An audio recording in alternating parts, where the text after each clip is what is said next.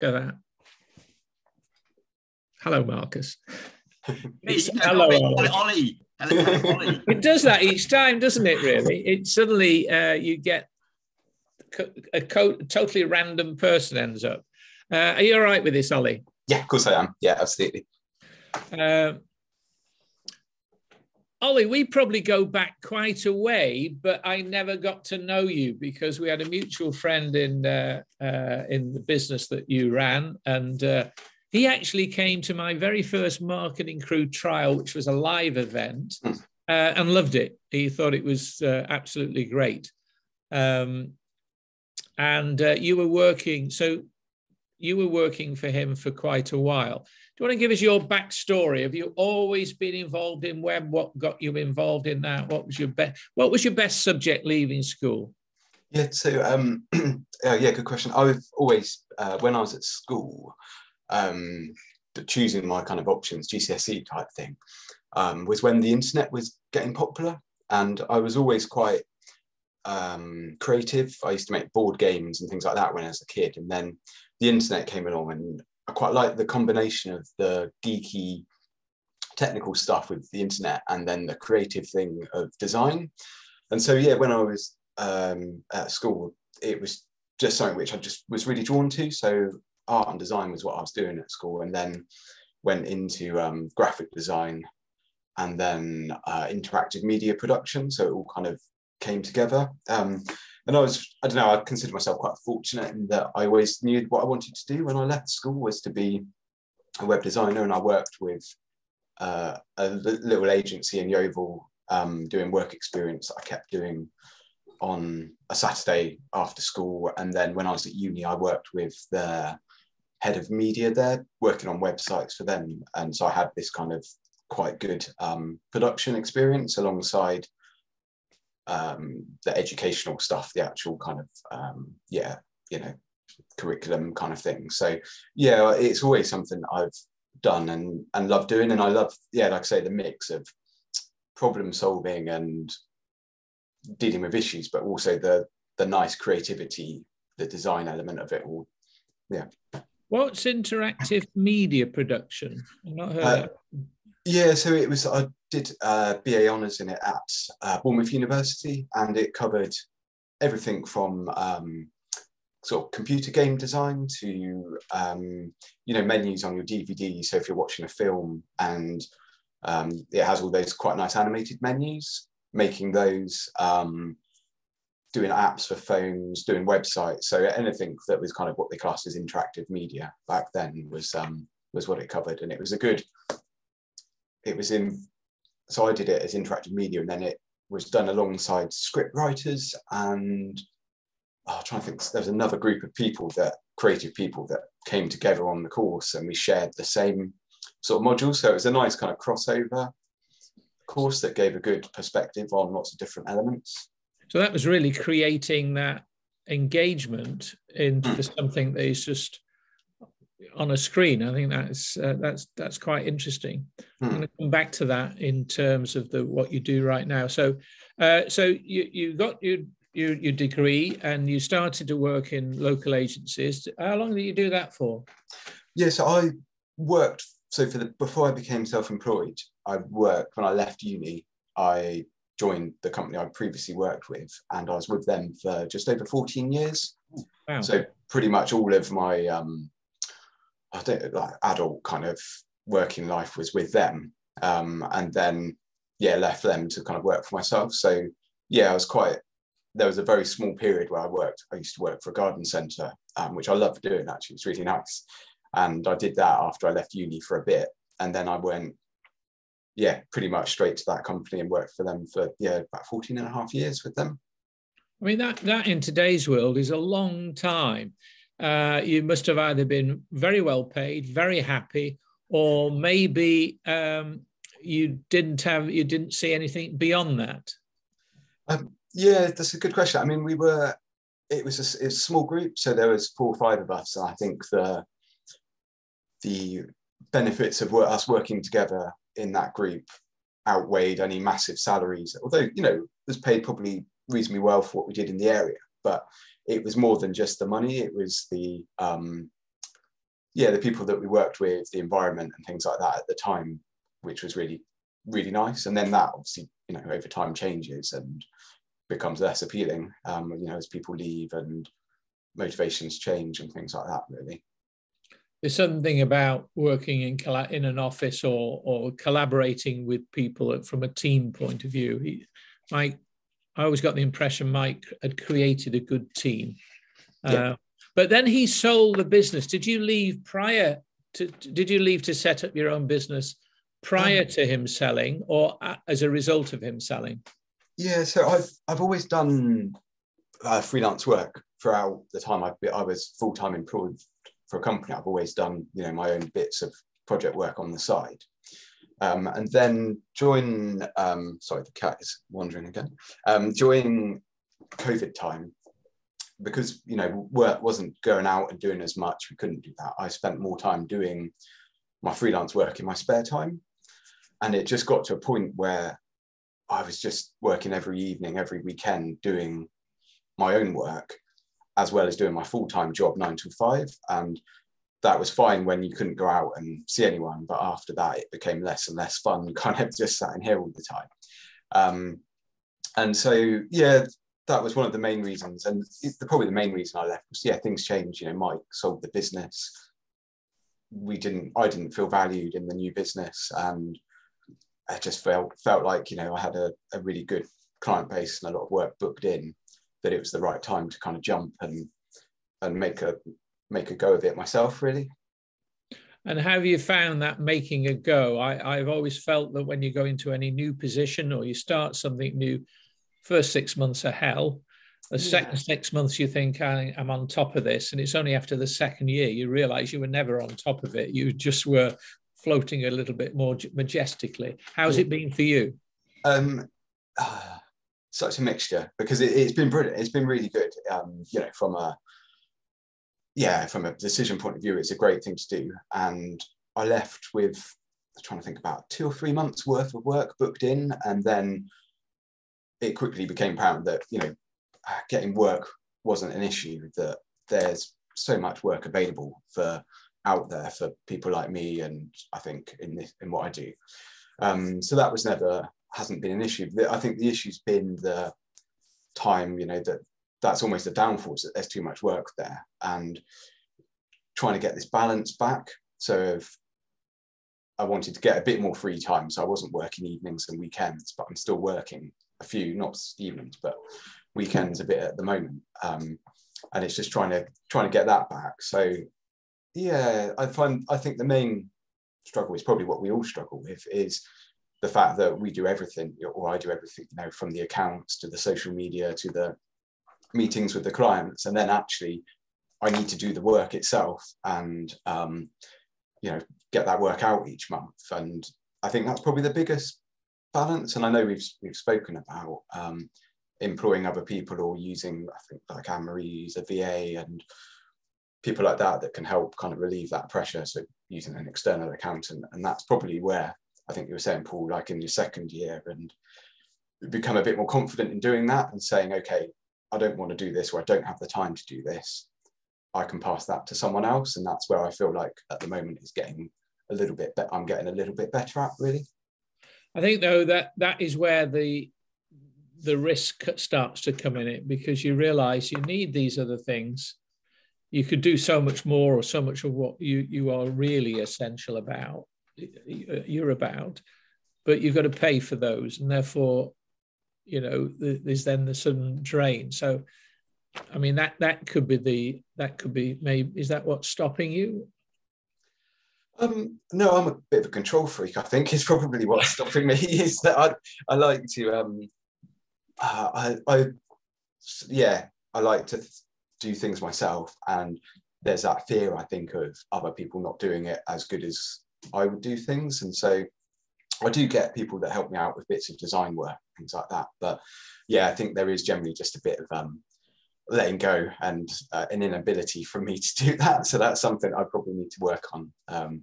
Well, I think, mate, is that a case of really say, what are my real talents? What is my real talents? Because doing the other things, you could find some people doing it far better than you Yeah. do it. Yeah, I have no doubt they probably do. And my perception of what is perfection is probably not as good as, say, an accountant or someone like that would probably save me loads of money and loads of time. So yeah.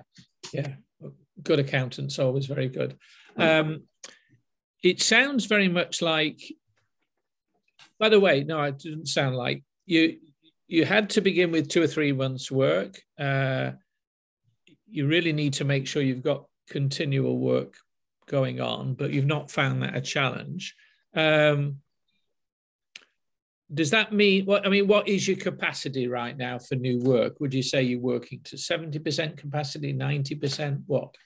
I'm probably 99% capacity, pretty really? full on. Yeah, it's because I have regular clients, so that I work with each month doing the sort of SEO work, Google Ads, just general updates to their website. So I have them that I work with on a monthly basis, and then I have new client work as well, so project work, so new websites that come in each month as well. So yeah, and there always seems to be, you know, new inquiries every week and things like that. And so I'd say it's kind of reaching capacity at the moment with it all. We've talked recently about the challenges of the cost of living and potentially people cutting back. Is that how you see your future business? Will that present a challenge, or do you see that in turn giving you more pressure on you for doing more work?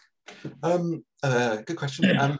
So in terms of it affecting my financial situation, I don't know how that will play out really. I mean, you know, without going to the boring stuff, just refixed our mortgage for 5 years. So, you know, stuff like that helps in terms of knowing what I'm the son of a bank manager, I probably ought to say. So I'm quite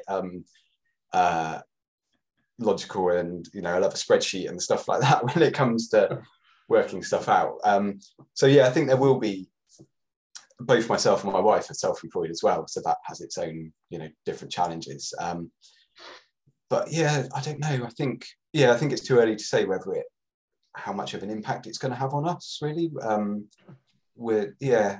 I'm not an extravagant person, so I don't buy lots of flash stuff. I kind of I like nice things, but I'm also, you know, I'm happy going out for a walk and things like that. I like the simple kind of stuff. But yeah, I've definitely found in terms of work coming in, like I sort of said earlier, is that there seems to be quite a few clients that are aware that they need to do something that whether it's kind of cost of living or kind of people not wanting to spend as much is going to affect them. So they're looking to see how they can increase their income. And that's what I'm finding a little bit at the moment from clients coming to me and sort of saying, I've got this new business idea or this new project. Can you help me set this up? I've already saved up all the money to do it.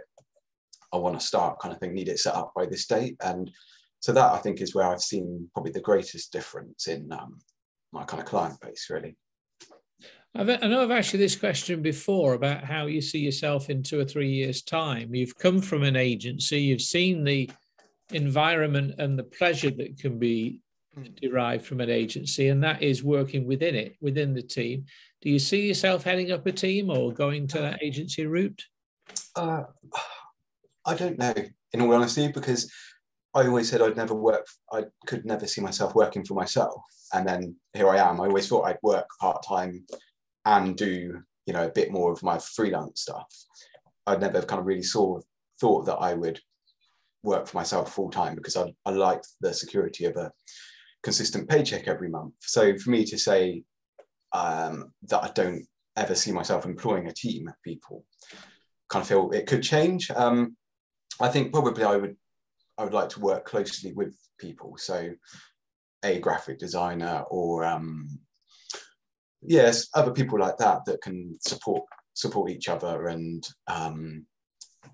probably help out work-wise. I think employing people is a whole new thing that I just don't know whether I want to get into. The kind of got implications, hasn't it? Yeah, dealing with other people's stuff, I think, is I'm a social person, but I also like my own time and being in my own office and things like that, and not having to deal with other people's shit, basically. And I quite like that. And so, yeah, employing a team, you then have to deal with other people's stuff, you know, I'm for an easy kind of stress-free life generally is what I want to work towards more. It's not there at the moment, but yeah.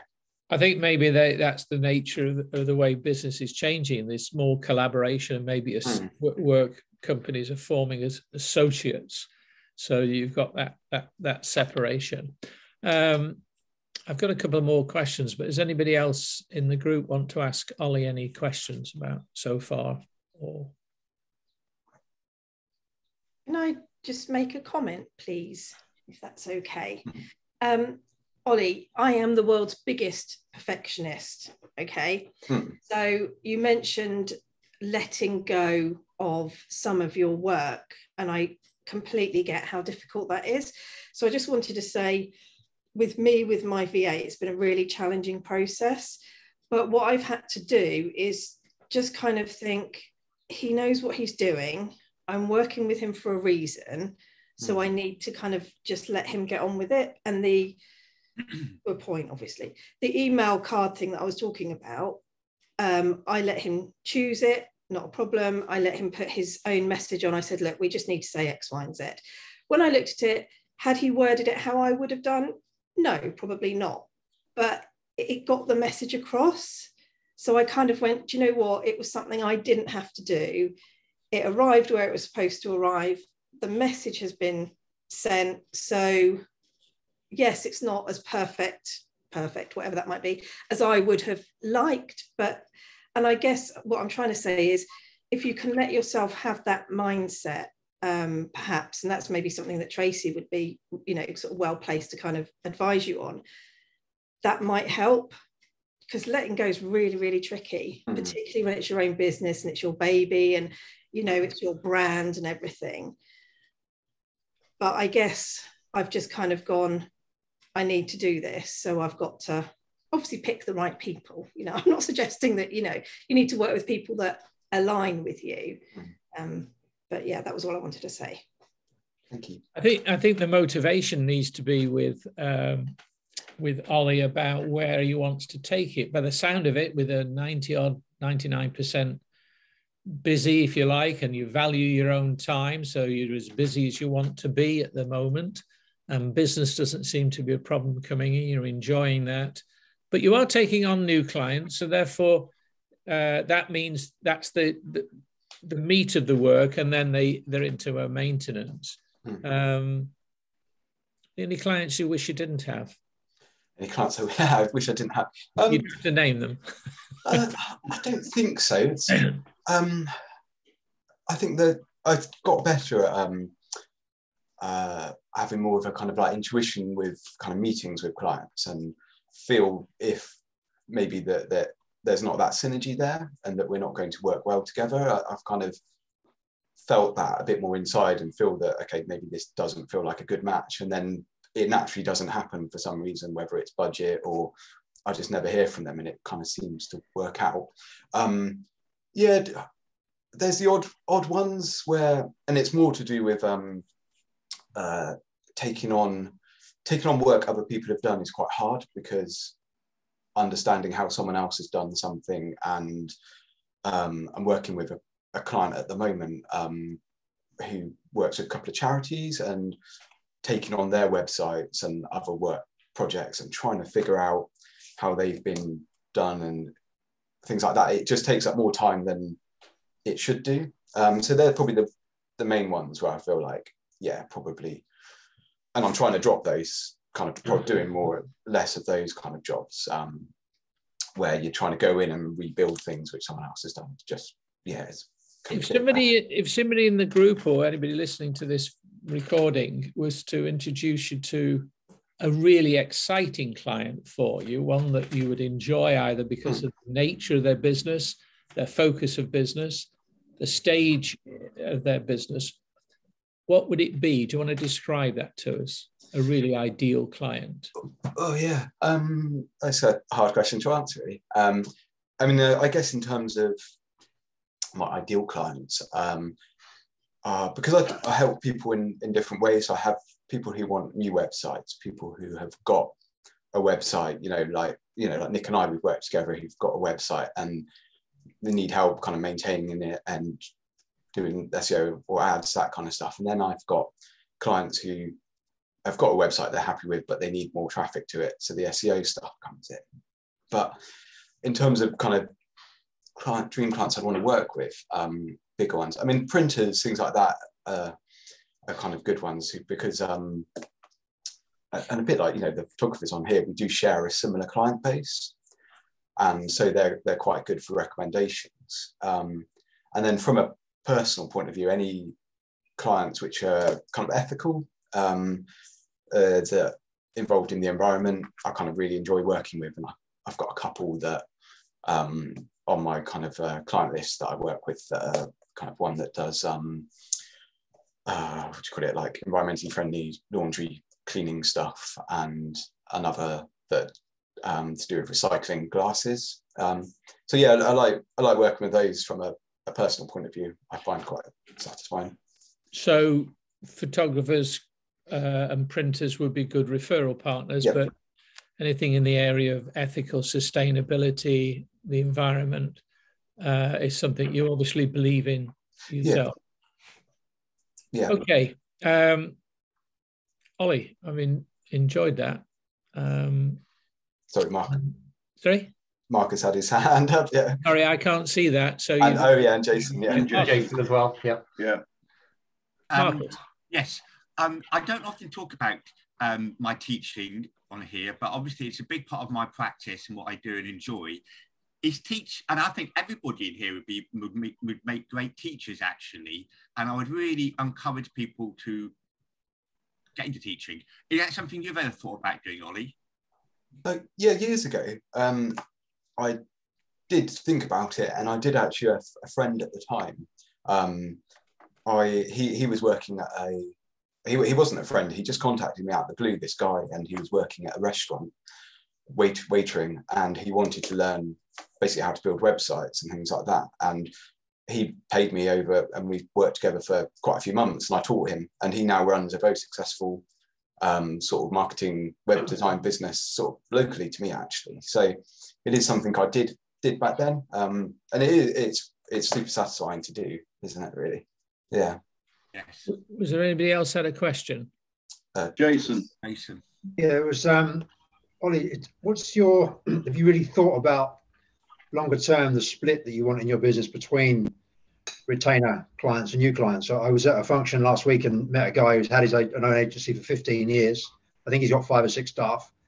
And he said a few years in, they realized that, because at the time he'd always been on project based, and they realized that wasn't sustainable. It was just that fight for always getting new clients. And they flipped to doing more what you do with SEO, SEM. And he then managed to tap into some of the some larger blue chip clients. And they has a very successful now, kind of a lifestyle type business. And he's been nudged a few times about why don't you grow, but he's really happy where he's at. But he realized that as a business model, because that you can consistently bring value to clients, the retainer model can work well. And that also can then lend itself to beginning to build a team, because you've got similar work that's each month. It's easy to train people to do one particular aspect of that. Your skill set is that you can probably do and solve 100 different or 1,000 different problems. But if you're looking at the retainer type, you might be able to take one person and teach them, and that can even be internally in the company, to manage one particular facet or aspect of a client's job. And they can get really, really good at that. But they can't ever take the client because they don't have your breadth of experience on the whole project. It's a good idea to think about where you want your business to go over the next few years in that. Yeah, it's a good question. Obviously, I think we've spoken about this before, and I think Anne-Marie's looking at this at the moment. Retainer subscription models are, the best way to go for companies in terms of, and a lot of companies offer in terms of offering websites as a service or as a subscription. I don't really like the idea of that, because if you're paying, if you've got a website that's say worth £2,000 and then people are paying £100 a month for that, whatever, they never own it. And I'm not quite comfortable with that in terms of offering a website. But in terms of, I definitely agree with you there, Jason. I think, and that's a good point about if you've got people that are paying the retainers and you've got your bread and butter money, and then you know what you've got, and then you can perhaps expand more with other people, you know, team-wise, that can help me out with doing project work and things like that, that it's easier to manage. So yeah, I think that's kind of yeah, a really good idea, really. And I've got some projects, you know, personal projects that I want to work on, which are more on kind of which will be more kind of self-sustaining, where it will bring in a regular income without having to do a huge amount of additional work, is kind of where I want to go as well. But again, it's, you know, finding some time to kind of put this all into practice. Right. I'm aware of time. Nick, you had a point. And yeah, it's more of a question or an opportunity maybe for a discussion at a future session, Paul. One of the points that we were talking about with Olly was, you know, as Olly scales, does he want to retain everything, or does he want to work with other freelancers, or maybe another model? And I think we've all been through that process where we've maybe not been sure how to choose who to work with, or maybe we've got our fingers burnt because we've chosen the wrong person to work with. And actually that process of deciding who you work with as you scale, so that you can do more of what you're good at and actually start to hand over some of those other elements to other people. I think that'd be quite an interesting discussion around how we've all approached that. I don't know what everybody else thinks. I made another. I want to ask one last quick question. If you're right off the top of your head, Olly, you come across, and from every time I've seen you and I've met you, you come across as somebody that has got great ethics and really very genuine guy. And not everybody in me, I would add that label too. And therefore, you've probably come across a lot of people that think they want or feel they want a website and are going to go on a route they perhaps can't afford you, so they'll go a different route. What do you think are the biggest challenges they face in dealing with web designers? Good question. So what should they avoid? What should they look out for in choosing a web designer? Yeah, it's a good question. I think getting a second opinion is really useful, because there's a lot of technical terms that get thrown around and can bombard people. So I think that's probably quite a big thing. I think probably the main one for me is to check what, again, I think Anne-Marie said this about the workshop she did recently, is check what you're getting, in that some people get a website and they think they've bought this website and they've paid money and it's exactly designed for them, and what they've bought is the other designers bought a theme for 100 quid, changed a few bits on it, and they're selling it on to them for £1,000, say, or something like that. And that's not what a website, you know, that has a purpose. But if you're really serious about your company and you want your website to reflect your brand and what you do and how you come across, a theme isn't really going to do that, and you will encounter far more problems later down the line. So I think that's, definitely a big thing for people to kind of look out for with when it comes to kind of choosing a web designer. And also kind of maintenance, things like that, is double check who's doing that. You know, websites get out of date very quickly if you don't keep on top of updating kind of the plugins and the kind of core behind it. And if you assume that your web designer is doing that and it's being backed up and things like that, and they're not, and that you know, that's the difference between people paying, you know, 50 quid a year hosting and a couple of £100 a year hosting, is that when you're paying more, someone is doing that for you. And so I think that's the kind of probably the two things I would say is look out for. Kind of be quite interesting in these times to actually go into the big errors that people can make when choosing a web designer. That could be an interesting one, and that could be a way of helping people, even people that are not going to be dealing with you. Guys, I think that we've gone over time now. No, we're just about on time, which is good. I'm going to go back to gallery view. I'd just like to quickly go around what you've got from today and where you'd like to take the conversation next week. I've got a couple of ideas as ever, but I'd really like to make sure that just to see where, you know, what you'd like discussing. Nick's talked about, you know, scaling the business, how you might scale it. That could be a good subject. So What did you get from today, and what sort of conversation would you like to have next time? Tracy. So I love listening to Olly. That was really great. Thank you. And also the main issue for me after today is about making sure you're getting value and giving value. That's the key bit for me. And future discussions. I like what Nick said about looking at how you scale up and how different models could work. Good. Marcus. Yeah. Thank you. That was a very interesting to hear about Olly. Far more interesting than me, I have to say. It's a good choice by me. Yes, love these open discussions. I enjoyed that, probably because I don't have to think so much and just say anything, which seems to work quite well. And next week, Tracy, Nick, I think that's good. Let's be positive. Let's talk about how we can grow and upscale. That would be good. Scale and growth. Yeah, let's talk about it. Let's go for it. And by the way, I'm not sure that I think we must be failing, because if the discussions mean you don't have to think too much, the discussions are designed to make you think. I know you're joking. Yeah, Anne-Marie. Yeah, you don't make it. Yeah, really interesting, Olly. Great to hear about your experience. And I've always wondered why you left to set up on your own, not because I didn't think you should, but just out of curiosity. And I don't know why I never asked you. So it was really good to kind of hear your backstory, even though you did make me feel very old because the internet was not around when I was at school. So I do feel very old. They barely invented chalk when I was at school, Anne-Marie. Well, I know. When they bought the boards in that rolled, do you remember? Yes. Yeah, that was a real invention. Blimey. Olly doesn't have early PowerPoint presentation. Yeah, Olly's got after we came up from the mine, wasn't it, Anne-Marie? Yeah. Anyway, going forwards, yes, what Nick said. Thank you. Right. Olly. Yeah, I really enjoyed that. What did I get most out of then? Sorry, just looking at my notes. I think, managing client expectations, I think that's a big one for me, because I think, as you get busy and busier, I think it's making sure that, for me, I keep on top of the essential things like communication and managing expectations.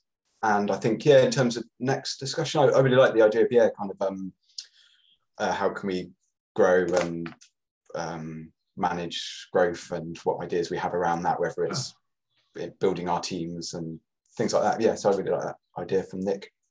Good. I think those expectations, and I think bringing up, actually saying, before we start, what are your expectations? What are your expectations of the service? What are your expectations of me? And not be frightened of saying, well, okay, but let me tell you what the expectations I have of you. Even if it's to say, look, if you do not stand on ceremony, if you not like what we're producing, please tell me, because I'm interested, so you can build a really good sales story. You can stand out from the rest by defining expectations. Nick, you've talked about scaling. Anything else? I just want to say thanks, Olly, for that interview. That was we've obviously worked together, so I know you quite well. But I think what Olly discussed today is very much what you get when you work with Olly as well. I've had a great customer experience, so he kind of walks the walk as well as talks the talk. So that was good, Olly. In terms of output from today, I think market. Was it Marcus who talked about market polarization? The squeeze middle and the value end and the premium end, and I think knowing.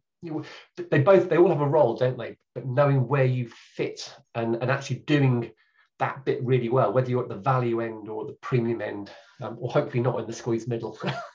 And the discussion around customer service, making sure be memorable for great customer service. I think that will help us all succeed in this very competitive market. I actually think after scaling, I think we should have a session on customer service. And I think Tracy could lead a lot of that, from her experience, but also what we mean by customer service, what we do. So I think that would be an interesting one. Jason. I think, as ever, great to be reminded that it is ultimately all about the customer's problems, and that's how we're solving and what we're solving and how we're bringing value. In terms of future sessions, I think particularly while the group's fairly small and intimate, one of the things that drew me to you, Paul, was the fact that you very much maintain the awareness of the idea of joined up marketing, and there's no individual element. And I do think there would be this huge value, because we all come at this from different angles as a group, to kind of do a bit of a deep dive individually on someone in the group and their marketing, their end-to-end joined up marketing. So to have that half-hour interview, but maybe have someone in the group show us their social media, show us their LinkedIn, and review the messaging across that, and then look at the website if the website's involved in that process, and then what happens afterwards. What's the call to action and what's the follow-up process? Because I think we're all, because there is so much going on and we're handling clients we've currently got, it's very easy to miss stuff. And that the accountability amongst the group, even just knowing that someone else is coming to look at something. Oh yeah, I'm sure we've all got things that we know that are on our to-do list to tighten up on some of our online assets. So I think that could be really valuable use of the group. And there's nothing wrong with knowing that there is some leaky buckets there, because it's when you ignore it, it's knowing what are those touch points that actually make the difference. Because if you can get to those quickly, rather than just bury your head and ignore them, then you can make it. I've been very focused on my LinkedIn recently, but my Facebook doesn't reflect my job at all. And yet many of my target audience I've met through Facebook. And so I know that I need to think about how to bring some of that messaging across without changing who I am and how I get represented on my Facebook. Personally. Well, I had a good one-to-one with somebody last week, and I was really impressed with the way she looks at social media strategy, rather than just the posting, etc. And she's trying to shift one of her clients around so she could attend. I promised her that when she tells me, I'll make sure it's all about social media, so we can really grill her. Finally, Rod. Well, I think Ollie's got a little bit to learn to let a few things go. And I'll tell you what, the easiest thing for me was my bookkeeper, stroke accountant, all that nonsense. I know you still got to pay the bills, but do you really want to record them all? It's painful. So let someone else do it. It's worth 25 quid, a month or whatever it costs, just to get that done. And Paul knows I don't do anything that I don't think I can do to the best of my ability. I always find the professional to do it for me. And I think that's the best way forward, really, and concentrate on your strengths. And even though I still want to grow, and that's why we're talking after this, isn't it, about testing and measuring your website, ensuring you don't forget the more obvious things like, where my unit is, there's more population around there than there is in Wales. So why I'm not concentrating on that area more than Wales, I've no idea. Probably because I missed it. Well, I know as a result of these meetings, you're now working directly with Olly, so that's really good to see. So, guys, thank you very much indeed for today. We've got more sunshine. The dog's still flaked out. I've got to go and see the golf club, and I've got to decide, do they accept dogs, or shall I just leave him here? I might leave him here with the two. Take him with you, Paul. Take him with you, yeah. See you there.